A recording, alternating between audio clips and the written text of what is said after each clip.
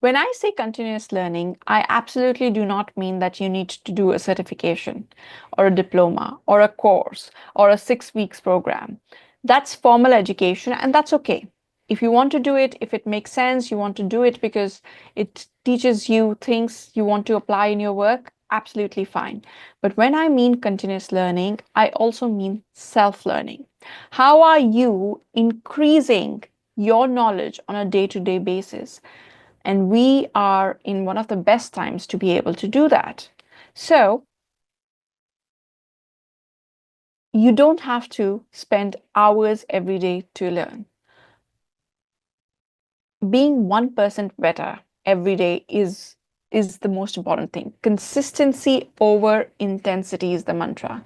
So when you've decided that, look, I'm right now an I or a T and I want to move towards an M, and you've identified which areas you want to go into, don't go ahead and sign up a master's or PhD program in that. You want to first explore it on your own, read about it through books, and right now we are in the midst of creator economy, looking at learning skills through that, but getting yourself more and more comfortable. Sometimes it's as simple as using that particular thing or doing a specialty project in that particular thing, knowing fully well that what you've done so far is your comfort zone. And this is where a lot of dreams go to die. You want to reach the growth zone, but there's going to be these two zones to cross first: fear and learning zone, which are full of a lot of frustrations because you're not used to doing things as it is. And right now, we are in that phase for new ways of working. The way we've worked so far is changing dramatically. I'm having conversations with senior leaders on a daily basis, and job scopes by job scopes are being changed because at one point, even 3, 4 years before, one of the most critical skills was problem solving skills. It was actually in the World Economic Forum, the skills which will be most important until 2025, problem solving was one of the key skills.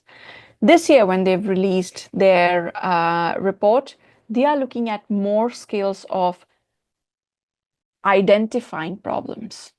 So solving problems can now be achieved through AI and other tools. But what's critical is, are you identifying the right problems, which is a skill a lot of us are not very used to because we were trained into problem solving. Human skills. How are you with working with people? How are you with building relationships? These skills have started becoming more and more and more important. And this is where the job scopes for a lot of people is changing and will continue to change in the next coming years. But before we talk about continuous learning, let's talk about something which I get from a lot of people. I don't want to talk about my work. I don't want to share what I'm doing because I have an imposter syndrome. I don't want to take this opportunity. And this to me has been by far the biggest differentiation of imposter syndrome and growth mindset. Look, all of us grow in our careers by trying out new things. Nobody knows everything that is to be done in a business. No CEO knows. Forget about most of us. Nobody who's driving businesses knows the best way of doing things.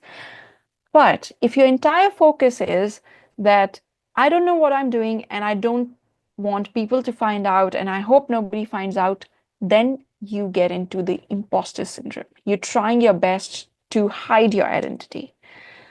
But if you tweak your focus, you make it, look, I don't know what I'm doing yet, but it's only a matter of time until I figure it out, then you are in a growth mindset. So having confidence in your ability to learn is the biggest form of self-confidence which you can have.